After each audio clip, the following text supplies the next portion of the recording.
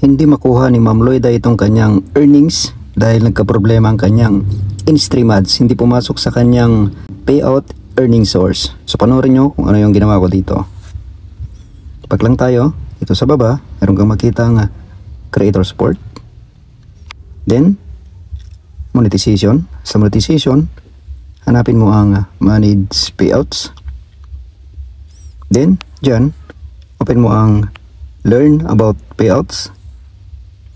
Dito, makikita mo na kung alin yung tool mo. Ang piliin ko dito is in-stream ads. Papasok tayo sa Business Help Center. Then, scroll mo lang. Then, open ang Contact Us. So, ayan, pili mo lang dito kung ano yung problema ng payout mo. Ang pipiliin ko dito is Bug and Product Support, Non-Payment Related Issue. Open ko lang yan. Facebook page. Onboarding. Then, ilagay natin dito yung link ng ating Facebook page or Facebook profile. Ilagay natin dito kung ano problema ng ating payout. Then pag okay na, ilagay mo yung full name mo. Then i-attach mo yung screenshot. Then pag okay na, check mo yung box. Then send.